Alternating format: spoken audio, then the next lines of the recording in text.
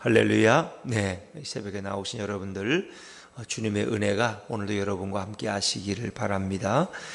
자, 우리 출애굽기 34장의 이 마지막 부분은 이제 모세가 40일 40야를 시내산 정상에서 하나님과 함께 거하면서 그가 한 일을 우리에게 말씀해 주고 있습니다. 자, 모세는 하나님의 말씀을 먼저 기록했습니다. 자, 27절 말씀을 읽어보죠. 27절입니다. 시작. 여호와께서 모세에게 이르시되 너는 이 말들을 기록하라. 내가 이 말들의 뜻대로 너와 이스라엘과 언약을 세웠음이니라 하시니라. 아멘. 그랬습니다. 하나님은 모세에게 말씀하셨습니다. 이 말을 기록하라. 물론 모세가 들고 온 언약판, 증거판에는 십계명만 기록되어 있습니다. 아마 그 외에 그 많은 말씀들을 과연 모세가 다 기억을 했겠느냐? 아마 모세가 어떤 기록할 수 있는 그런 수단을 혹 가지고 하나님 앞에 나아갔을지도 모르겠습니다. 이 말들을 기록하라. 그런데 이 많은 것을 모세가 다 과연 암송해서 적을 수 있었겠느냐? 아니면 성령의 감동 가운데 하나님께서 그 모든 것을 생각나게 했을지도 모르지만은 기록하라는 말씀으로 봐서는 어떤 모세가 그 말씀을 정리해 두었을 것이다 하는 것을 생각해 볼 수 있습니다. 근데 모세는 거기서 과연 어떻게 40일을 지냈겠느냐? 자, 28절 말씀 읽어볼까요? 28절 시작. 모세가 여호와와 함께 40일 40야를 거기 있으면서 떡도 먹지 아니하였고 물도 마시지 아니하였으며 여호와께서는 언약의 말씀 곧 십계명을 그 판들에 기록하셨더라. 십계명을 그 판들에 기록하신 분은 여호와라고 성경은 그렇게 얘기해요. 여호와께서는 십계명을 그 판들에 기록하셨다. 모세가 준비해서 모세가 깎아간 그 판에 하나님이 직접 새겼더라 하는 거죠. 그러나 그 외에 많은 율법의 말씀들은 모세가 기록을 해서 그것을 기억에 남겼을 것입니다. 근데 모세는 거기서 40일 40야 40일을 밤낮으로 하나님과 함께 있었다는 것입니다. 근데 거기 있으면서 음식을 먹었느냐? 음식도 먹지 않아. 떡도 먹지 아니하고 물도 마시지 않아. 그러면 40일 동안 그가 떡도 안 먹고 물도 안 먹었으면 배가 고팠을까요? 안 고팠을까요? 여러분 생각에는? 에? 하나님과 함께 있으니 뭐 배고픈 그런 것도 못 느꼈을 것 같아요. 그냥 하나님의 영광에 쌓여 있고 하나님의 임재를 경험한다는 건 너무나 놀라운 일 아닙니까? 우리가 가끔 이렇게 대통령과 누가 청와대 들어가서 독대했다. 뭐 2시간 동안 대통령과 독대하고 나왔다. 그러면 2시간 동안 독대했다는 건 상당히 많은 얘기를 나눴다는 거예요. 그러니까 대통령들이 미국에 가지만 미국에 가서 트럼프와 몇 분을 독대하느냐가 굉장히 중요합니다. 일본의 아베는 뭐 트럼프를 만나서 몇 분 동안 이렇게 독대했느냐.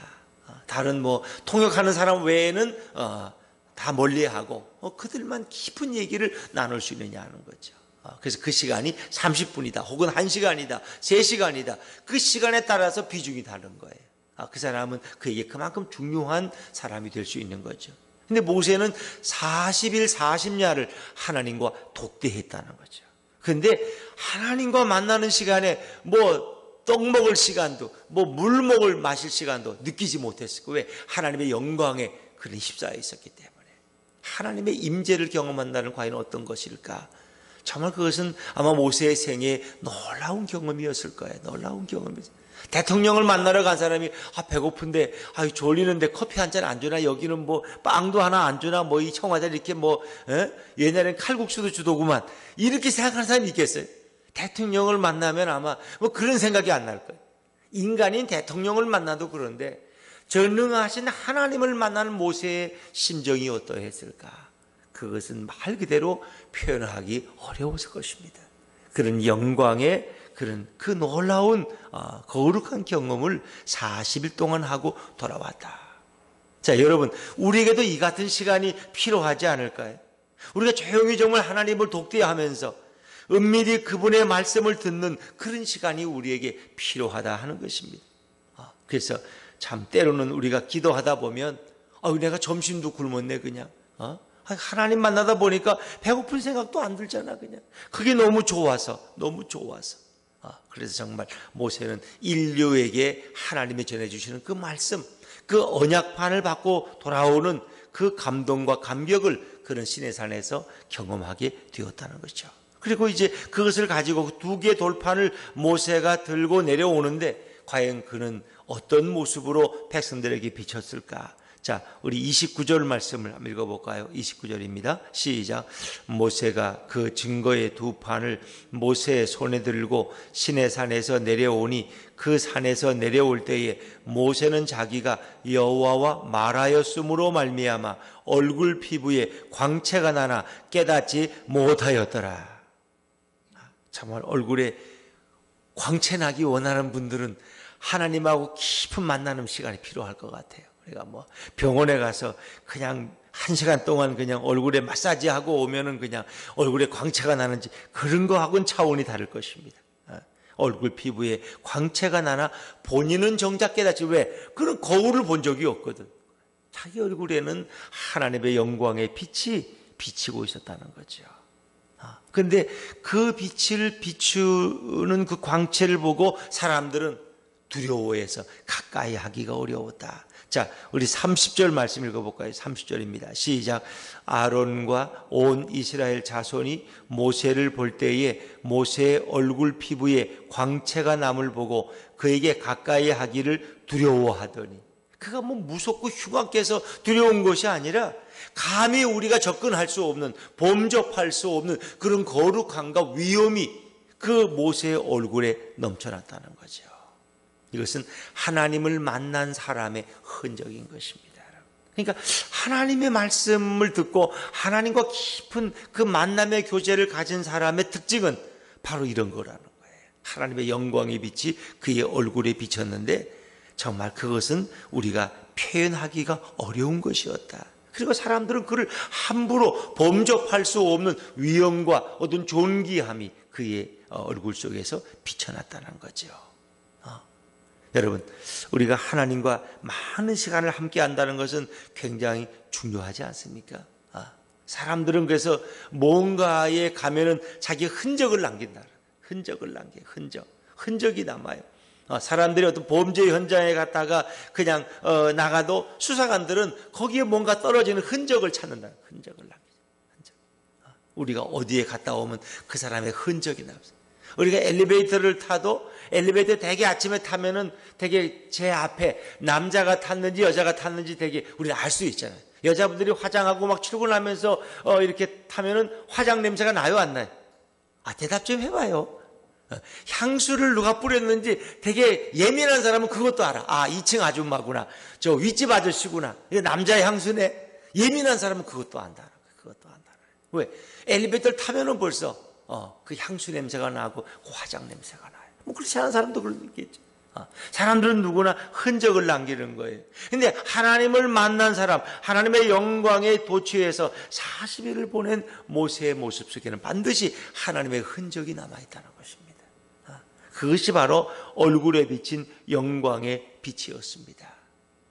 그래서 사람들은 그 얼굴빛을 보고 너무 두려워서, 왜 죄인들은 하나님 앞에 나아갈 수가 없는 거예요. 그래서 하나님은 자기 영광을 많이 감추시는 거예요. 왜? 죄인이 그 영광을 볼 수가 없어요. 거기에 범접하면은 그런 거 죽는 거예요. 그래서 하나님이 자기의 얼굴 모습을 모세에게 안 보여주는 거예요. 자기 뒷모습만 보게 하는 거예요. 왜? 인간은 죄가 있기 때문에 그 거룩한 하나님의 영광을 보면 그는 죽는 거예요. 그래서 하나님은 자기를 잘 드러내지 않으시는 거예요. 그저 간접적으로 구름 가운데, 불 가운데, 연기 가운데, 바람 가운데 하나님이 자기 흔적을 드러내실 뿐이지 그 영광을 직접 보지 못하는 거예요. 여러분, 예수님은 이 땅에 오실 때 그건 하나님이잖아요. 하나님의 영광의 빛을 감추고 오시는 거예요. 그 모든 영광의 빛을 다 감추고. 예수님이 만약 이 땅에 하나님으로 그냥 왔다면 사람들은 그를 가까이 갈 수가 없어요. 그런데 예수님은 그 모든 영광을 다 감추셨어요. 그리고 자기를 요셉과 마리아의 평범한 육신의 아들로 자신을 위장하신 거죠. 그리고 평범한 갈릴리의 목수로 그런 자신을 드러내시는 거예요. 그렇기 때문에 그는 가장 가난한 자도, 가장 연약한 자도 창기와 세리들의 청기가 될 수 있었고 그들과 함께 식사를 나눌 수 있었던 거예요. 그 예수님이 얼굴에 광채가 난다면 과연 누가 그에게 가까이 할 수 있었겠습니까? 근데 모세의 얼굴에는 그 하나님을 만난 광채가 빛났다.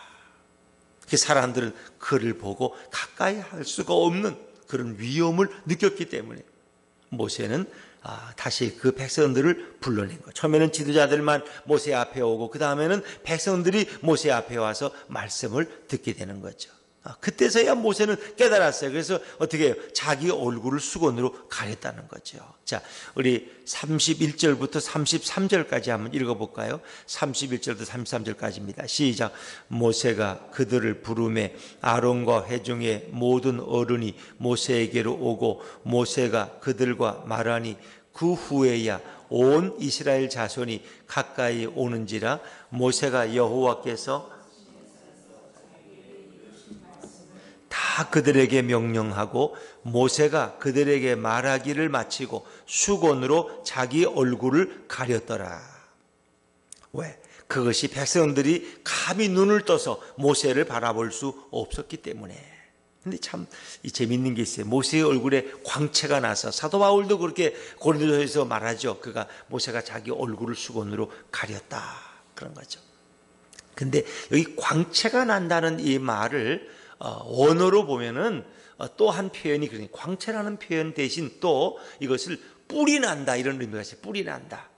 뿔이. 물론 성경에 보니까 뭐 제단의 뿔도 능력과 권세를 상징합니다만은 이것을 번역이 그렇게 될 수 있어요. 그래서 어떤 벌게이트라고 하는 이 번역에는 모세의 얼굴에 광채가 났다는 대신 거기는 모세의 얼굴에 두 개의 뿔이 났다 그렇게. 오역을 해놨어요. 오역. 그러니까 번역이니까 인간이 번역을 하면서 이제 그 재단의 뿔을 생각하고 번역을 그렇게 해놓은 거예요. 성경은 원래가 다 오류가 없지만은 번역하는 과정 속에서 그 번역하죠. 그래서 우리도 이렇게 번역을 해놓으면 개역 개정하고 또 공동 번역하고 새 번역하고 쉬운 성경하고 다 번역이 조금씩 달라요. 그래서 우리가 느끼는 감도가 달라요. 어떤 건 이렇게 표현하고 저렇게 표현하고 같은 얘기지만은 그 강도가 다르다는 거죠. 그런데 이걸 얼굴의 광채와 뿔은 전혀 다른 얘기예요, 사실은. 그래서 여러분 미켈란젤로가 만든 모세상에 그 머리에 뿔 두 개가 있는 걸 혹시 보신 적이 있어요? 보신 적이 있어요. 그래서 아니 왜 모세 머리에 뿔이 두 개 났지? 아니 모세의 머리에 뿔이 났나 생각했는데 그게 바로 미켈란젤로가 그린 그림의 모습이에요. 거기에는 뿔이 두 개가 나 있다는 거죠. 뿔이 두 개가. 그것이 왜? 이 성경의 볼게이트 역에서는 그렇게 그것을 광채라는 것을 뿔로 번역했기 때문에 물론 뿔이 된다고 뭐 틀린 건 아니에요. 왜? 모세에게는 하나님 부어준 권세와 능력이 있으니까. 그러나 더 정확한 것은 그 피부에 광채가 났다. 그래서 오늘 성경에는 광채라는 말이 계속 많이 표현되고 있죠. 자, 우리 35절 말씀 읽어볼까요? 35절입니다. 35절 시작. 이스라엘 자손이 모세의 얼굴에 광채를 보므로 모세가 여호와께 말하러 들어가기까지 다시 수건으로 자기 얼굴을 가렸더라. 아멘. 자, 우리가 달이라는 것은 스스로 빛을 발하지 못합니다. 그러나 태양을 받아서 달은 그 빛을 발하기 때문에 우리가 밤에 보면 달이 저렇게 빛이 밝다. 그러나 그것은 자기가 내는 빛이 아니고 태양의 빛을 반사하는 거예요. 어찌 보면 우리는 빛을 낼 수가 없어요. 우리에게는 선한 것이 없기 때문에 우리에게는 영광이 없어요. 그러나 하나님의 영광이 우리에게 반사될 수는 있다는 것입니다. 하나님을 40일 동안 만난 모세의 얼굴에 그 하나님의 영광의 광채가 아직 남아있었겠죠. 그것이 뭐 계속 갔겠어요? 나중엔 그 영광의 빛이 조금씩 사라져버려서 그 다음에는 얼굴 수건으로 가릴 필요가 없었겠죠. 마찬가지예요. 여러분 우리 안에 예수 그리스도를 모시고 살아가는 사람 속에는 참으로 그의 영혼에 하나님의 영광, 그리스도의 영광이 비춰질 줄로 믿습니다. 여러분 그것은 꼭 우리 얼굴에 뭐 이렇게 환한 얼굴이 나는 이런 것으로 여러분 상상하지 마십시오. 그의 성품 속에, 그의 삶 속에, 그의 인격 속에 그리스도의 맛이 드러나는 것입니다. 그래서 우리는 그것을 뭐예요? 그리스도를 닮는다. 그것을 또한 성령의 9가지 열매로 표현합니다. 성령의 9가지 열매는 예수님의 인격을 가장 잘 표현한 9가지 요소입니다. 오직 성령의 열매는 갈라디아서 5장 20절에 보면 오직 성령의 열매는 사랑과 희락과 화평과 오래 참음과 자비와 양성과 충성과 온유와 절제니 이 같은 것을 금지할 법이 없는. 그러니까 가장 예수님의 인격을 가장 잘 표현한 것이 성령의 9가지 열매. 왜? 예수님은 성령이 충만하시니까. 그 생각하셔야 돼요. 그러니까 예수님을 닮는다는 것은 이 성령의 9가지 열매가 내 안에 하나하나 흔적을 드러내는 것입니다. 저 사람은 저렇게 어떻게 얼굴이 화평할 수 있지? 저 말하는 거나 행동하는 것이나. 아니, 앞에서만 그러는 게 아니라 보이지 않는 삶도 저렇게 저 사람은 저렇대. 저렇게 온유하대. 그 예수님을 닮아가는 거예요. 그러니까 우리는 그러지 못하기 때문에 남 앞에서는 근사하게 행동하고 남이 없을 때는 막 집에 가서 함부로 소리 지르고 막 이렇게 엉터리로 살고 사회 나가서는. 교회 와서는 그냥 점잖하게 걸음걸이도 점잖하게 이렇게 근사하게 걷고. 이런 게 아니고 내 속에 예수님의 형상이 하나하나 이루어져 나가는 거예요. 그것을 성령의 9가지 열매라고 표현하시는 거예요. 그래서 우리 날마다 그리스도를 닮아가는 하나님의 사람들이 되어야 할 줄로 믿습니다. 예수님도 이 영광을 감추고 오셨지만 그분이 요단강에 세례 받으실 때 성령이 비둘기같이 임했고 하늘에서 하나님의 음성이 들려왔어요. 또 변화산에서 그분이 제자들과 함께 있을 때 그 옷이 하얗게 마치 세탁소에 이 광채가 나는 것처럼 그렇게 하얗게 얼굴과 옷이 변화되어서 제자들이 이것이 정말 천국이구나 하는 것을 경험해서 여기에 장막 3개를 짓고 여기 거하면 좋겠다고 고백하지 않습니까? 잠깐 그 영광의 빛을 드러냈지만 대부분은 예수님은 그 영광을 가리셨습니다. 가리셨어요. 자신을 평범한 목수의 모습으로 그분은 자신을 드러내셨죠. 오늘도 우리가 이렇게 새벽 시간에 와서 하나님 앞에 찬양하고 기도하고 말씀을 들을 때 반드시 우리 안에 그리스도를 모신 그 흔적이 드러나야 할 줄로 믿습니다.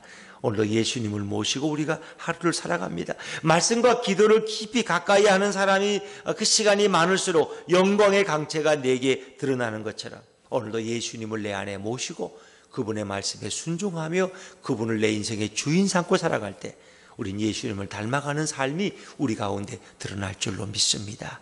오늘도 그 영광의 빛이 우리 안에 날마다 비춰지고 우리를 통해서 참으로 그리스도의 향기가 드러나는 복된 하루가 되시기를 주의 이름으로 축원합니다. 기도하겠습니다.